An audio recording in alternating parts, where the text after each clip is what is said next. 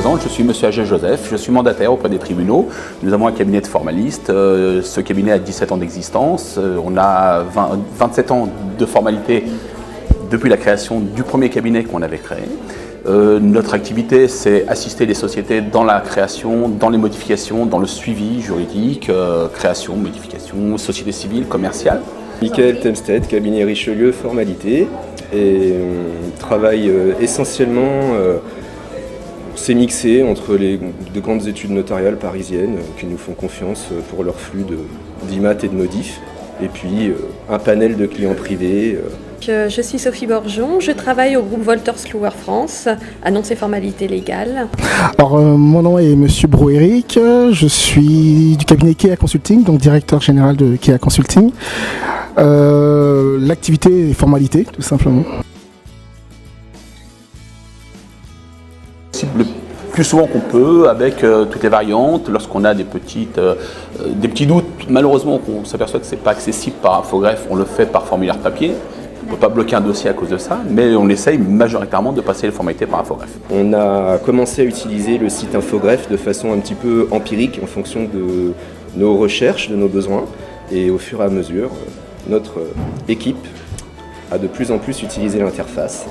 On utilise l'infogreffe depuis plusieurs années. Donc c'est au quotidien et c'est vrai que c'est un avantage très important puisque dématérialisé, déjà c'est plus rapide.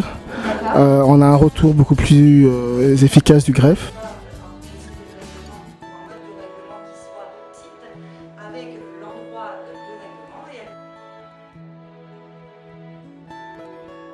Ça me change complètement la vie. C'est la rapidité, on est très bien guidé au niveau du site, on a une réactivité pour nos clients qui est vraiment sensationnelle et je pense que ça nous permet d'être performants au niveau de notre métier.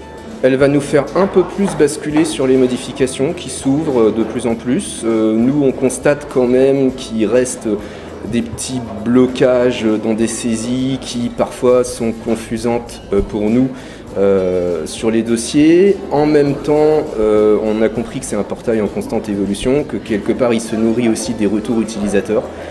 Donc je pense que c'est un jeu commun qu'on joue les uns avec les autres. Effectivement, ça nous fait gagner du temps et ça nous change la vie. Effectivement. On est sur des formalités donc très simples, c'est l'immatriculation en règle générale, mais c'est surtout dans tout ce qui est lié aux modifications statutaires où là c'est beaucoup plus, plus important et plus efficace.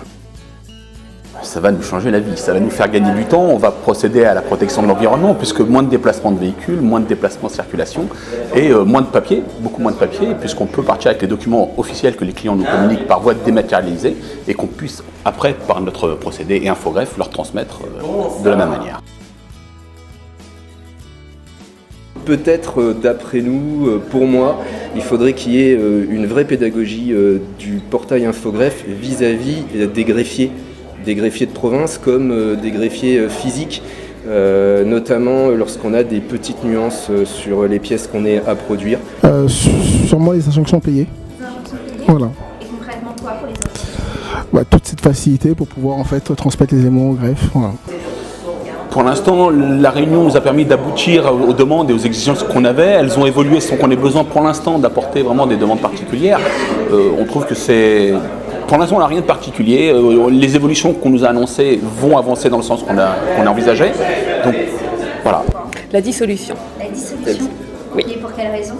Parce que c'est quelque chose qu'on a quand même très régulièrement, qui était opérationnel sous l'ancien système, qu'on a perdu et ça nous faciliterait les choses.